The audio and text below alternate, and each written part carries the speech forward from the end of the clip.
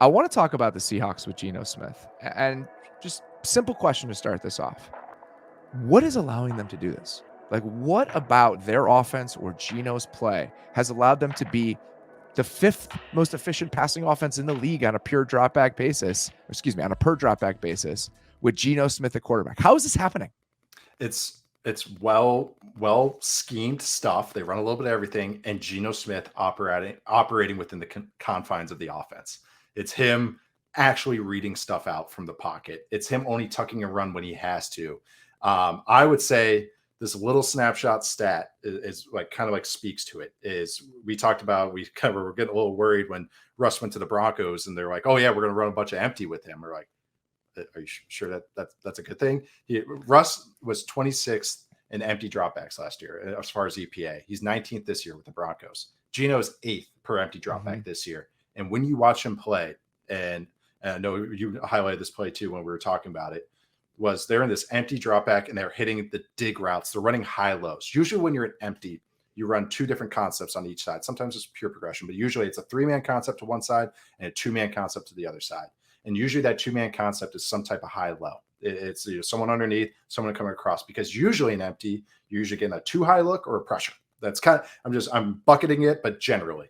So because defenses typically have a check when teams are in empty. So you know what's coming. You have 2 or 3 plays, usually 2 or 3 defenses you have to worry about. And once in a while you get a little change up and you're always like, what the hell is that? But okay, against the Lions, you know what the Lions do when you're in empty? Quarters. Okay. How do you attack quarters? Okay, we're going to go high-low. We're going to tie down the underneath defender, run a dig behind it. Russ wouldn't hit that. Russ would throw something on the outside, or you throw the underneath something, or underneath route that's at 5 yards. Geno's sitting there in the pocket, looking beautiful in the pocket, by the way. I know we want to talk about that, and just ripping dig routes in tight pockets, just ripping a dig route to DK Metcalf. I didn't know DK would be this good over the middle. I thought he was going to be a go ball merchant his whole career. Maybe catch some slants and get him downhill. But, oh, my God, he looks so good over the middle of the field because he's such a big target. And you just get his legs going, and boom, you just hit him. And it looks so good. And Geno's willing to throw that. Those are tough throws for quarterbacks because there's a lot of muck in the middle. And there's Geno just sitting back there and ripping those. So and on top of that, they have the run game that looks really good and well-coached run game. And it's good design, but it's a quarterback that knows what he's trying to accomplish on every play because that's what they're scheming it up for. That dig route, that high-low out of empty was one of the plays I highlighted as well, and he rips that thing on time. And there are 3 other throws that we're talking about just ripping it from that game that really jumped out to me. The touchdown to Will Dissly, he throws that ball before Dissly even starts turning around. And they know they're getting man coverage in that situation, and he's just willing to let that – he uncorks it. And it's beautiful. Dissly turns. It's a back shoulder throw against man coverage in the red zone. It's gorgeous. I don't even know how you trust that quickly. Right. I mean, that's just something where maybe in practice, it's something they knew they got that look when they ran that play. It was out of 12 personnel, it was play action. And they just knew, all right, if he's walked down and we have him one-on-one, I can throw this back shoulder and it's going to be on time. And it was a beautiful touchdown. There was another one on the left side and then a DK where DK against press coverage looks awesome right now. He's just so big and physical. So he has a release against Jeff Okudah where he just gives him a swipe with his right hand to kind of create that final separation. And Geno rips it instantly. And it looks like it's a tiny bit underthrown. But part of the reason I think is because he's keeping that thing on such a line that he's taking the post safety out of the equation with the way that he's throwing that ball. Just instantly throwing it on that trajectory. And DK takes it all the way down into the red zone. And then there was another one, and it was an inside release too. DK has an inside release and he just puts it on him instantly because you can't loft it outside of the numbers. Correct. And there was another deep shot that he hit to DK where DK instantly jams Okudah off the line of scrimmage with 2 hands and he controls the play physically. Think about what Okudah did to Justin Jefferson in that game and how much he was physically pushing him around at the snap. That was not happening with DK Metcalf. And when you have a guy who's trusting, all right, I have him one-on-one, I'm going to take this instantly. That is jumping out to me. And the other thing is, talk about being statuesque. What he is doing under pressure in the pocket right now, I think is such a huge difference compared to what he looked like last year.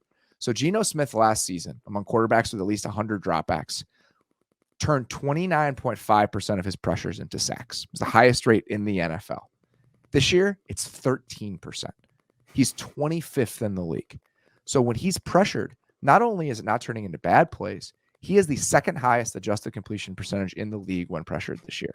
how he's navigating the pocket and throwing in these kind of condensed, mucky spaces is really impressive. And what it reminds me of watching Ryan Tannehill at times, Right. where you have guys in his face and guys bearing down on him, and he's getting that thing off cleanly and with authority. He's comfortable. He's playing with confidence. Like everything about watching him right now is just impressive. And it's not like only under pressure is some of this stuff being successful. In clean pockets, he's been one of the best quarterbacks in the league. And that's the stuff that is projectionable moving forward. So on every single level, he's just playing quarterback the way you want him to right now. Right. And usually you say he's a statue in the pocket as a diss. I mean it as a compliment, because it's I said before, it's like he's like a Roman statue. It's pretty. Like he would stand he's standing tall in the pocket because he's keeping his eyes downfield and he's not guessing. Like, you know what he's trying to accomplish on each play. It's like, oh man, you're really guessing, hoping somebody comes open. That's where I'll knock some quarterbacks. I could be like, that dude's really hoping someone comes open, someone comes into his picture. No, he's going, all right, here comes my dig. All right, let me move in the pocket. Let me avoid this and then get it down. This is why I like Trevor Lawrence. Same thing, keeps his eyes downfield while he's moving in the pocket. And that Disley throw is such a perfect example, is because red zone, throwing the ball in the red zone is all about timing. It's about having a plan. It's knowing where I'm attacking and ripping it. It's the windows are so tight down there, and defenses know that they're so tight, so they know what you're trying to do. So really, you have to throw guys open a lot of times or anticipate. And that's really hard for a lot of quarterbacks to do. Geno, that throw to Disley is exactly that. It's 1, 2, 3. He knows where he's going with it, and he's ripping the throw. And that's why he's able to operate out of empty. It's because same when he threw that go ball to DK. I know I talked about him attacking the middle. That's 1, 2, 3, ball out. You can get a vertical passing concepts out of empty when the quarterback is operating on time and not taking extra hitches. And that's what Geno's doing right now. And on top of it, they got an awesome run game with one of the best running backs in the league right now, Rashad Penny. And it's well coached, and you understand what they're trying to do every play. And so it's a really fun offense to watch that's sound with a quarterback operating at a really high level.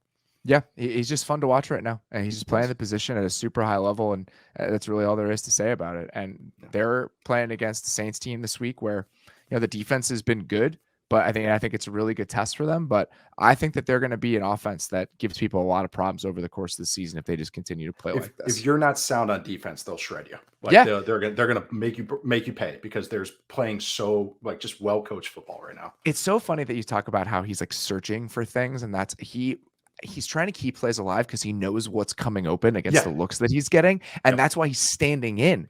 Because he's like, I know that if I can will this to happen, it's gonna come open if I just wait one more half a beat and hang in the pocket and try to get that off. And the toughness that takes to play like that is incredible. And that last year was a detriment. He was holding on to stuff for too long.